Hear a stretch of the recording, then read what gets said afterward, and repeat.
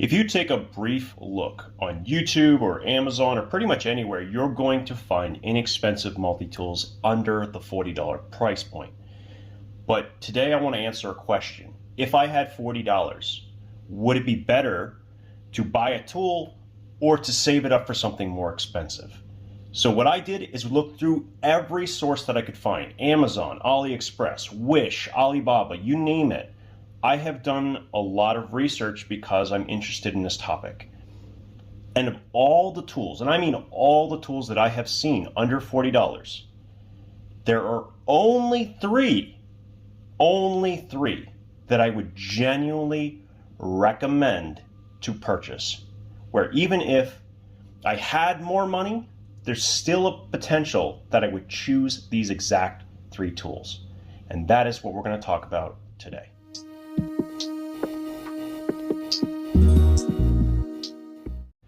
Now, the first one on this list, some people might get upset about because it is an exclusive to Costco.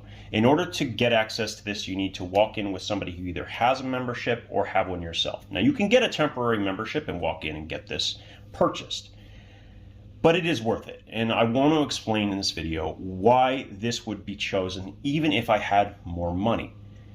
The fact is, this is an identical tool set to the Leatherman Sidekick, yet is $30 cheaper. $30. This is a $70 tool and this is a $40 tool, which also comes with a sheath. It is half an ounce lighter, has better ergonomics.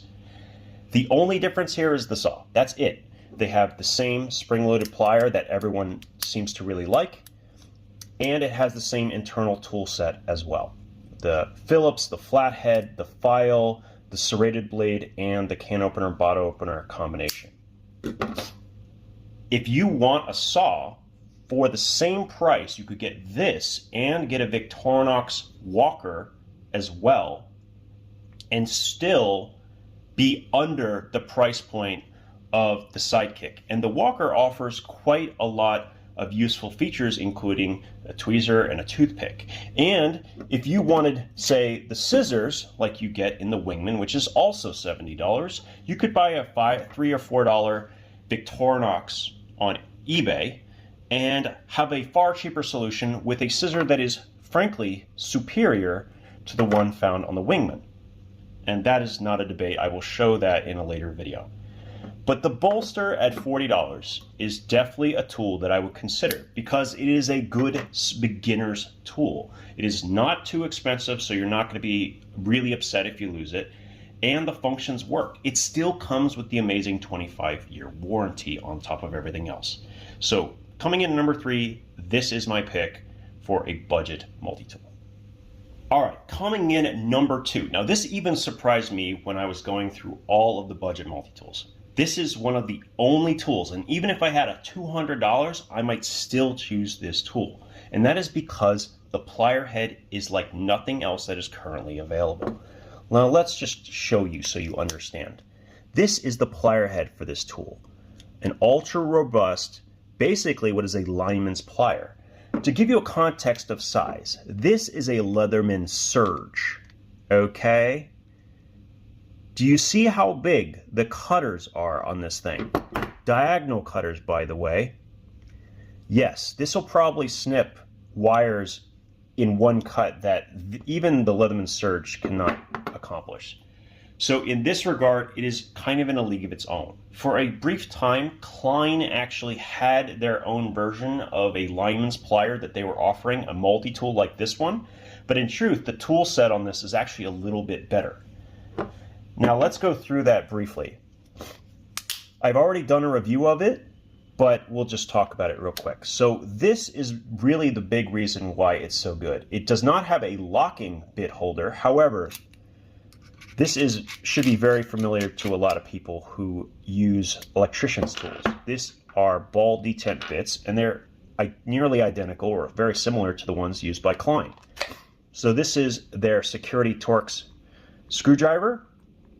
And if I take one of these out, I can easily set up this tool for whatever combination I feel I need. So this is a very, very good tool, even if your budget is infinite because of its capabilities in just these two components alone. On top of that, it actually has a one-handable blade, which in fact is openable with gloves on, which is quite good. And what's really kind of interesting here is it has a dedicated Robeson bit, which is kind of unique. I've never seen this before. And to put all the icing on the cake here, the file that comes with this is actually good, which shocked me. Now, we're going to ignore that last little component because it feels like they just threw this in here. But generally speaking, this is actually an incredible tool for the price. Now, speaking of the price, this tool not only comes under $40, it comes under $30. It is currently $27 on Amazon. And I think if people knew about this tool, I think it'd be a lot more expensive. The fact is the pliers, the blade, and the bit driver are why you're carrying it. And for the price, I don't think anything even comes close. And even outside of that price, because of the plier head, there's a chance you might choose this tool anyway. So coming in at number 1, and this should surprise absolutely no one, is the Multiforce by Ozark Trail. This is a Walmart exclusive brand. When this came out, I was shocked, genuinely. Not only does it have a lot of the features we love, it also has some improvements over the tool that it is most inspired by, which you can probably figure out is the Leatherman Wave. We'll get into the tool set in just a second. So starting with the fact that it is from Walmart, there is a huge advantage to this. If you walk into a Walmart right now and pick this up and you break it doing something stupid in the first 30 days, you can immediately bring it in. They will give you a brand new one right there on the spot. It's kind of nuts. I've talked to a number of people who even a year down the line were able to get replacements for their tool just by standing in line and talking to the reps at the Walmart, which is kind of impressive to me. Now, I know it's a bit of a hassle, but that's a heck of a lot faster than many of the major brands are able to turn something around. Now, let's get into the tool set and why this is my number 1. Now, you're going to be very familiar with a lot of these items, starting with a full straight blade. Now, these blades, by the way, are in 420HC. Surprising. And the serrated blade as well. It has a saw. Where's the saw? It has a saw, and the saw is surprisingly, or not surprisingly, very similar to you know what. And we also have a file. Now, it's very important to note that this tool came out almost exactly after the patents expired on the Leatherman Wave. Most people do not realize that the reason the Leatherman Free series came out was because those patents were expiring. So this came out right after and is a completely legal tool on every front. On top of that, there are actually some significant improvements over the Leatherman Wave, and we'll talk about them in just a second. This tool, though, let me just say, is the least valuable of all of the set and is the least well formed. Now, my particular one has a very good file and a good crosscut file that actually work, but in some cases we have heard that the diamond coating flakes off. So just keep in mind it is not the highest quality in that regard. Now, this is where things get really interesting with this tool. If I open it up, notice that the outer implements are located on the opposite side as the plier head. This is quite a bit different than a Leatherman Wave. Now, when I open a Leatherman Wave, what ends up happening is that there is a small gap between the two implements. And this can actually be a really big safety issue because a lot of times when you're grabbing a nut or otherwise and you slip off that nut, these two sides can come together quite quickly. And it results into some very unhappy times for your hands. This is a big improvement, in my opinion, over the design of the Leatherman Wave. Now, there are certainly some things that the Wave does better, there's no question, including quality, and their warranty is still phenomenal. But that's not where it ends with this tool. The big thing here that is significantly different and is a huge plus is that it has a bit driver that is not proprietary whatsoever. This is the same style of bit that we talked about with the Blackfire and uses the ball detent setup. Now, in addition to having extenders that allow you to use a normal hex bit that are easy to get, you can use these bits directly in the system without having to do anything else, which means these two things together are very, very, very capable, even more so in some regards than the bits that are available on the Leatherman Wave. Unfortunately, it gets worse because the scissors on this tool, and this is the 7th one that I have tested, by the way, the 7th Multiforce. I have an entire pile of Multiforce parts. This scissor cuts better than the one found on the Wave. Kind of embarrassing, I know. But it is the truth. These scissors, for whatever reason, perform better than the ones found on the Wave. I'm still not 100% sure why, but they do. Shocking. So that's not good. That's not good. But good for you guys. Good for you guys. So flathead, of course, and then on the last implement, it has the can opener, bot opener with a wire stripper. Not as good, by the way, as the Wave, but still decent. The one tool you're missing, if you were wondering, is the precision screwdriver that is present in the Leatherman Wave. Now that is a modified Wave, so it doesn't have one, but you get the idea.